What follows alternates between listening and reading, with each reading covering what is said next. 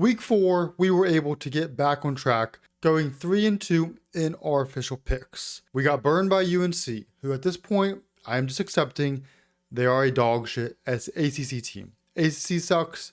UNC is no exception. And then we also got burned on an Iowa under. I thought we could catch them on some old Iowa shit.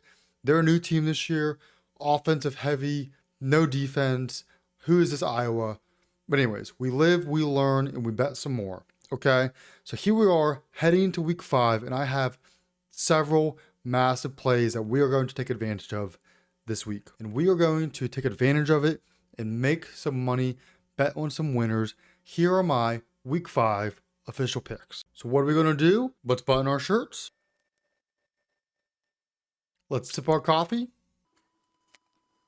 Bet number 1, we are going with Rutgers at Minnesota over 51.5.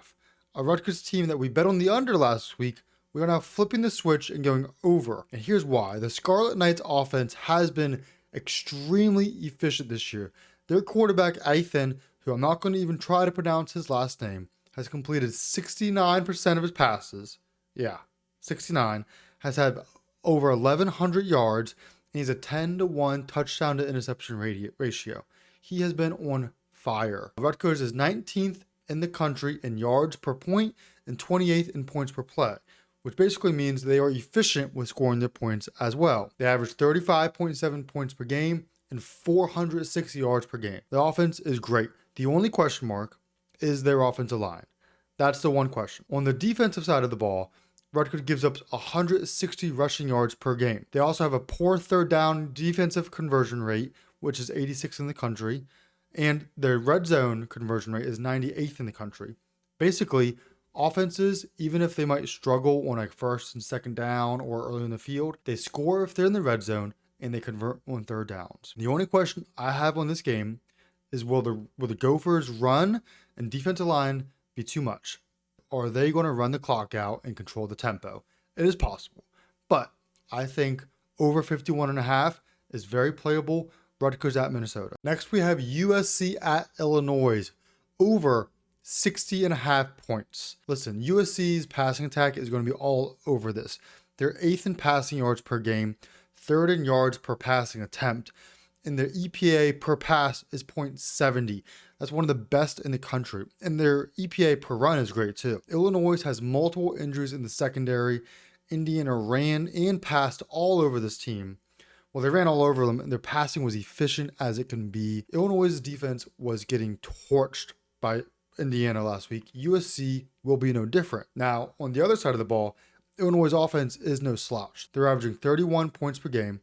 They're 35th in points per play, and they have 31 points of expected points per game. So their offense is very, very good. And USC's defense hasn't been terrible, but they haven't been stout either. And they haven't really been tested yet. So I think Illinois will move the ball on USC well too. So both teams, I'm looking for them to score a bunch of points.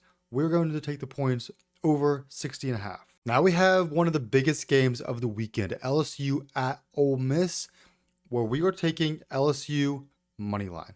The only question I have in this game is the fact that LSU's linebacker is banging the Ole Miss coach's daughter, old Kiffin's daughter, and they're posting on Instagram. They're going to come fired up.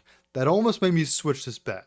But we're going with our guts and with our stats. LSU's defense and their pressure will help them win this game. Chambliss has looked really good for Ole Miss, but he's faced a little pressure so far. So I'm expecting LSU to blitz hard because they have the corners that are legit enough to cover these Ole Miss wide receivers without too much help outside of the one-on-one matchup. So I'm not saying they can just go one-on-one all day, but they will allow LSU to blitz up front a lot. LSU's defense is 6th in points per play and 5th in yards per point.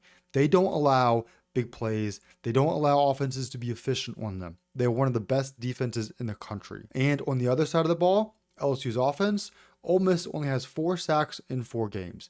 This defensive line, this defensive front is talented, but they haven't been productive. And the reason I mention that is because LSU's one weakness is that offensive line. So if this Ole Miss guys can get around those tackles, I do think it'll cause some problems. But I think Ole Miss's offense with 5 different wide receivers having 130 plus receiving yards, I think it's enough to make up for that mismatch. The one big question, or I guess the two big questions, is can LSU's bad running game get going against an Ole Miss who also has a bad running defense? Which one will cave first? The shit or the other shit? Then QB questions. Nussmeier's health is in question. I do feel like he'll play, but we don't know at the time of me recording this. But LSU's other quarterback looked fine last week. The wide receivers are nasty. They know how to score the ball. I'm looking for LSU money line. Then my last official play of the day, we have Auburn at Texas A&M, where we're going another over 52.5. I was smashing unders all year up to this point, but we're finally at a point where I feel confident in hitting a bunch of overs because offenses are clicking or defenses are slacking. A&M's defense has been very bend, don't break for the most part this season, but Auburn can score. Auburn has a dynamic group of wide receivers that can convert those, long drives, those first downs and the touchdowns sooner or later. And Arnold is starting to get his confidence. He looked very good last weekend. Arnold's starting to get some confidence in this system with these wide receivers. He looked very good last weekend. He has very underrated legs. He can get moving.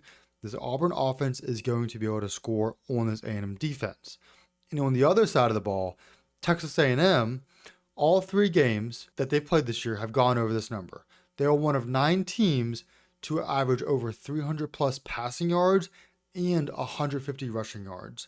They're coming off a bye week. They are fresh. Auburn's defense is coming off back-to-back road games, or this will be the second road game, So their defense might start to kind of tire out a little bit. We might get a couple extra touchdowns in the fourth quarter. Over 52.5, Auburn at Texas A&M. Finishing up with the parlay. For those of you guys who don't know, this is not an official play, but these are 5 picks that I like but don't love that I put into a parlay where I adjust from the original line to a new line. You can adjust it anywhere you want. You can make it more risky, more safe. I always put it right up to as close as I can get to minus 250 per leg. The reason I do that is a lot of books have promos for parlays. So first I have Duke at Syracuse over 59.5 adjusted to over 52.5. We've seen both these teams score some points. Now Syracuse balled out versus Clemson last weekend. I'm starting to think that doesn't matter, but we've seen Duke play some good offense. They're not a good team.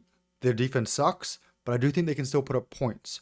Over 52.5. Utah State at Vandy. Utah State plus 22.5 adjusted to 28.5. Vandy has been rolling this year, and I don't like betting against them, but they play Bama next weekend. I don't think they take this game, and I think they're going to be a little calm. I don't think they blow this team out. Cal at Boston College. These two teams to me are very equal. I think this should be closer to a pick'em. Neither team is great. Neither team is bad. Cal plus 6.5 adjusted to 12.5. Arizona at Iowa State. Arizona has actually been pretty good this year relative to their team, because last year they were terrible. Their quarterback has played well. They're plus 6.5. We are changing them to plus 12.5. Then Bama at Georgia. This game is always close. To be honest, Bama might just win this game. They always beat Kirby Smart. I wouldn't bet on that, but I do think Bama plus 3.5 changed to plus 7.5 is very good.